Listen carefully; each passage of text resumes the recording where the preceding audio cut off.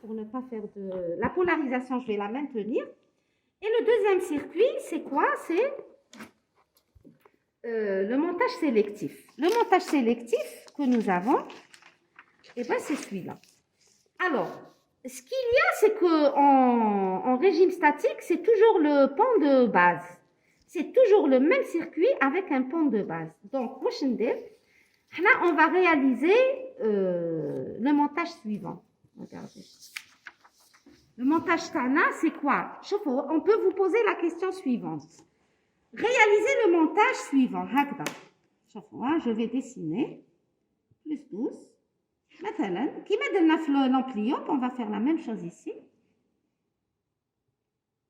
Je vous donne ça. Je vous donne ça.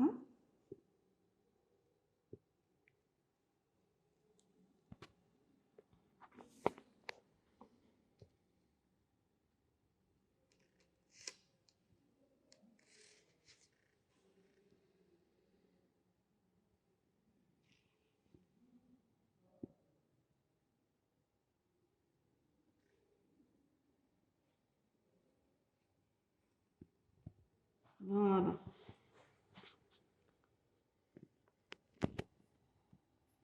Donc, on a réalisez-moi ce montage.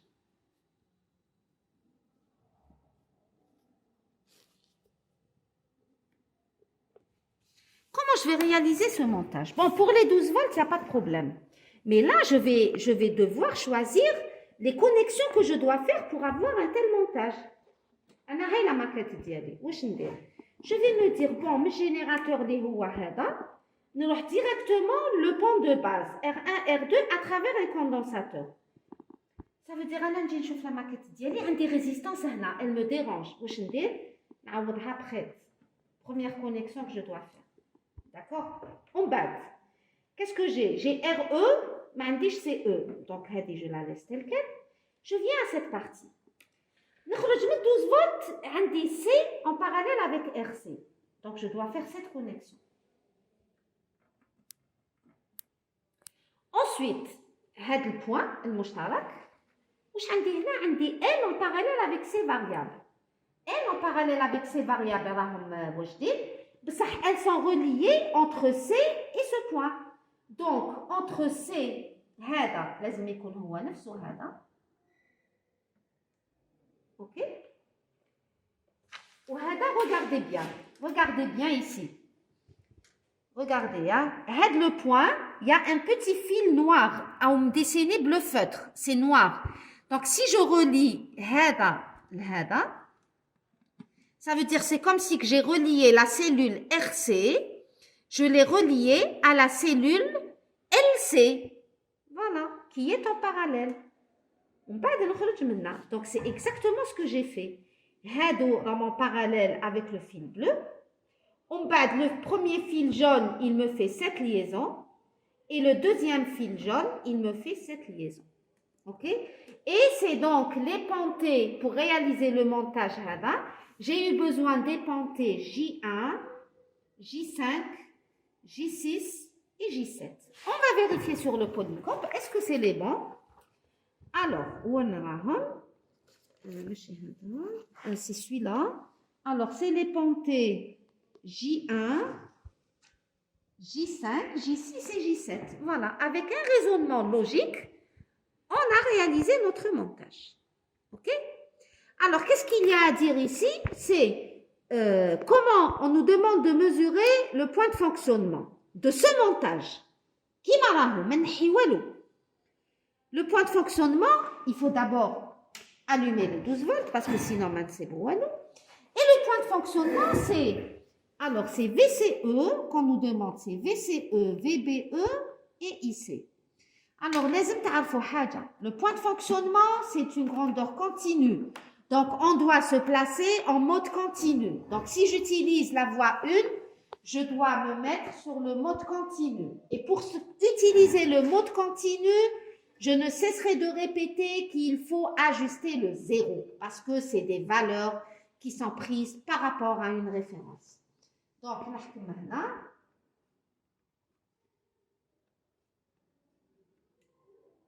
je vais CH1, voilà.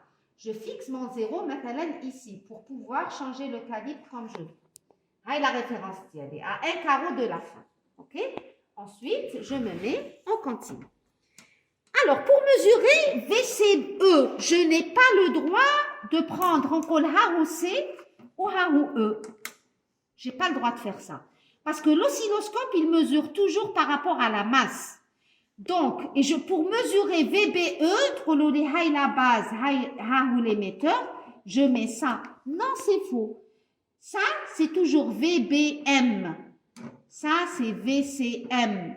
La borne noire de la sonde mesure le potentiel nul.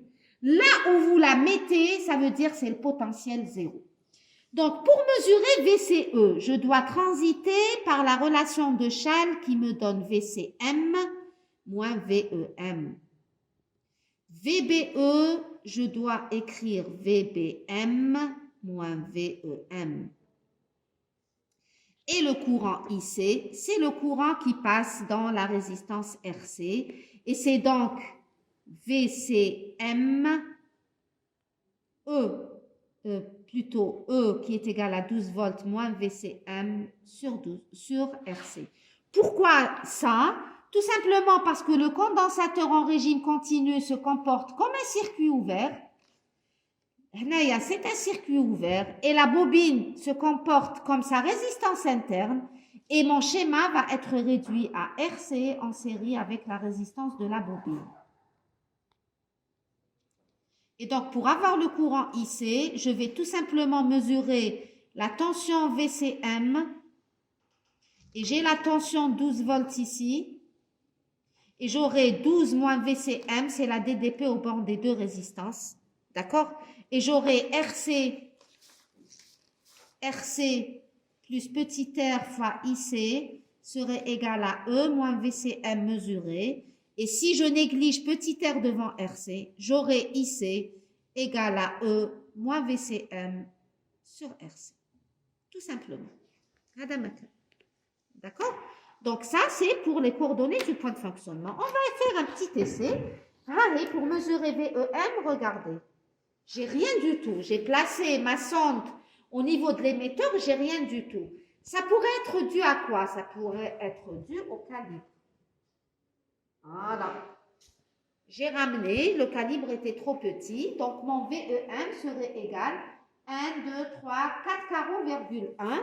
4 carreaux, virgule 1 fois 100, donc mon VEM serait égal à 0,41 volts. D'après ceci, VEM, c'est 0,41 volts. Je place ma sortie rouge, mon rouge, au niveau de la base. Signal kif kif. Il a disparu. C'est une question de calibre. Allez, je l'ai retrouvé. Donc, je vais avoir combien de carreaux? La référence, elle était là. Donc, 1, 2, 3, 4, 5.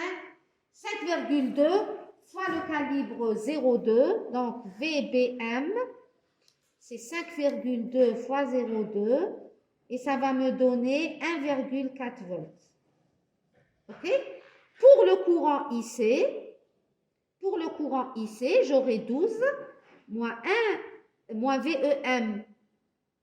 VCM, on va le calculer tout de suite. VCM, il est là. Rappelez aussi, je vais le ramener, le chercher en changeant le calibre. Très bien. Donc, c'est 1, 2, 3, 3,5 fois combien? Fois 2. Donc, c'est 7.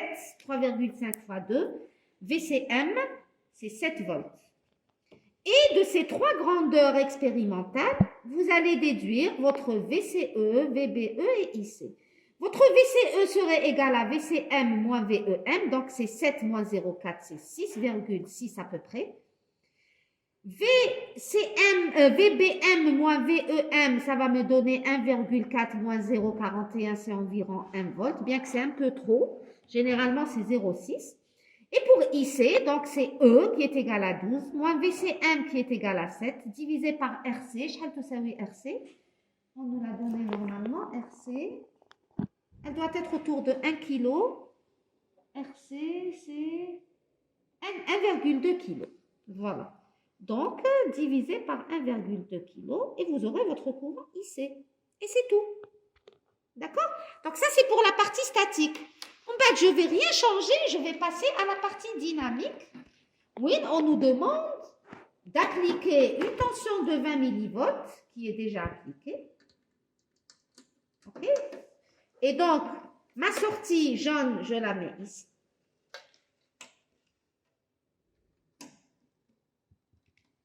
Et ma sortie regardez, je la mets ici. OK? Donc, en régime variable, je dois me placer en régime variable. Voilà. Très bien. D'accord. Et donc, on va essayer d'observer le signal zéro.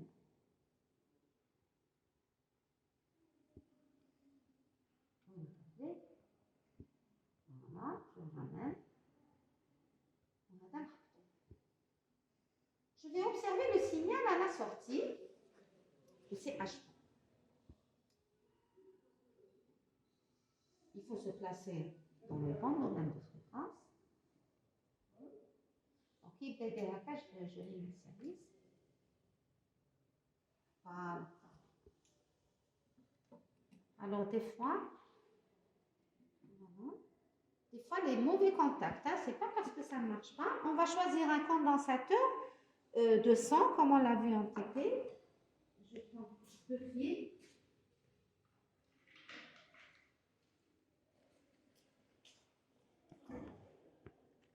Voilà.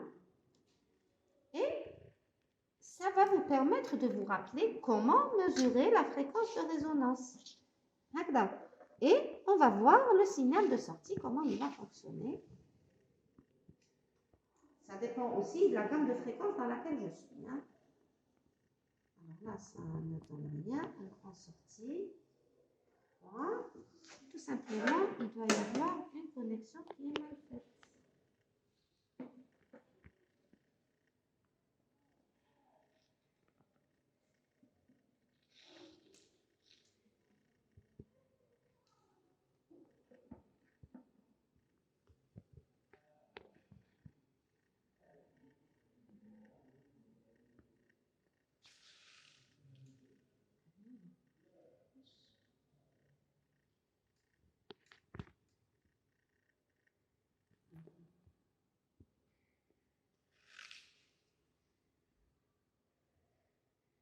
Voilà, très bien.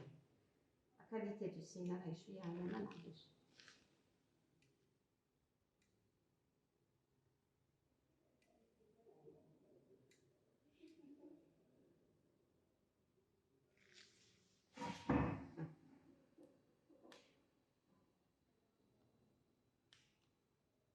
Regardez, voilà. On nous demande la résonance. Alors, il faut ajuster les calibres, d'accord, pour observer cette résonance. Voilà. Voilà. Donc, je fais ça, j'ajuste les calibres.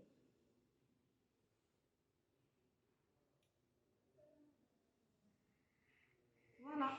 Donc, ma résonance, elle est là. C'est là où le signal augmente, ensuite il diminue. Non, elle est autour de 29 kHz. OK? Est-ce que c'est clair? La tension ou la DDP à ce niveau, je la calcule. C'est le maximum, c'est le AV0. D'accord? Le AV0, à ce moment-là, regardez, il a un maximum de... Alors, 1, 2, 3, 4, 4,8 fois un calibre de 20, donc c'est 9,6 à peu près. Le AV0, il est de 9,6. Maintenant, si je veux déterminer la bande passante de là, je dois prendre le nombre maximal de carreaux, je le divise par racine de 2. Et qu'est-ce que ça donne? Ça donne 1, 2, 3, 4. Bon, on va majorer. Hein, je vais dire que c'est 5. 5 divisé par racine de 2, ça me donne 3 carreaux 52 à peu près. Donc, je vais chercher les 3 carreaux 52 de part et d'autre de la fréquence de résonance. Les 3 carreaux 52, plus petit que F0, et les 3 carreaux 52, plus grand que F0. Et vous aurez votre F1 et F2, et donc votre bande passante. Et vous déduirez tout ce qui s'ensuit. Je vais vous rappeler seulement comment mesurer un déphasage à une fréquence particulière.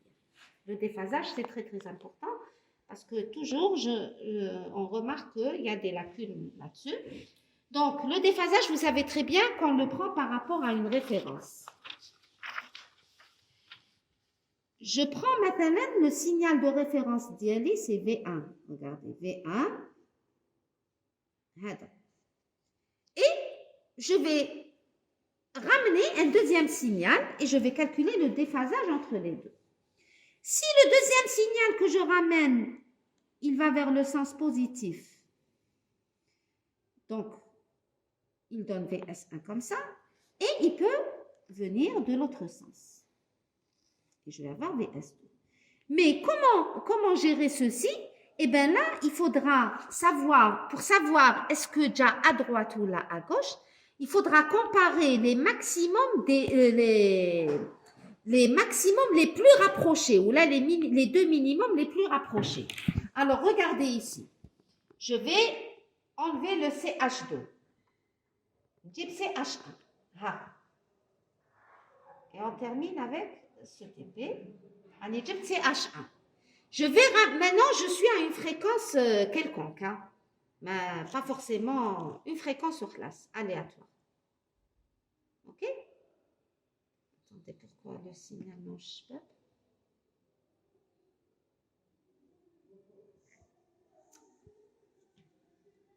Voilà.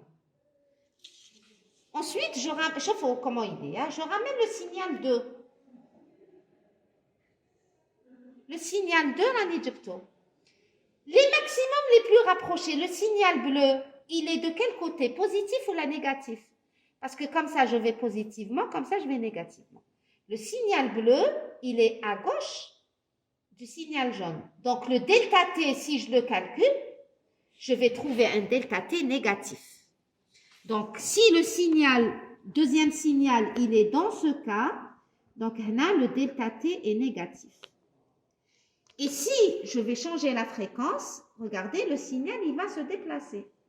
Donc, il est de l'autre côté, probablement. Je ne sais pas.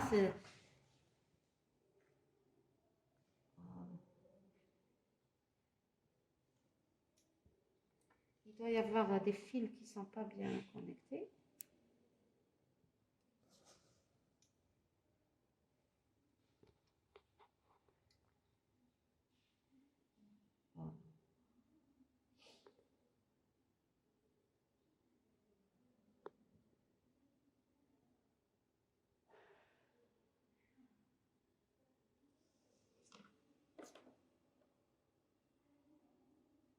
Ils sont, voilà.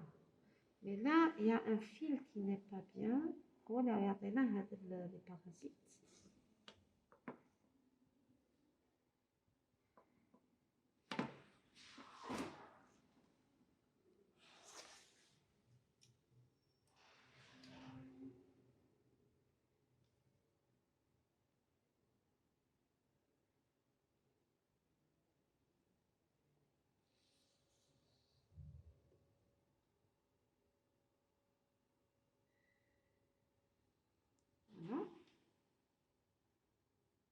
Voilà, très bien.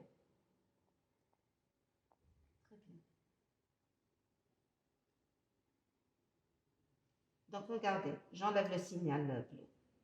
Si je le ramène, cette fois-ci, le maximum, les plus rapprochés, il est de quel côté? Il est du côté positif.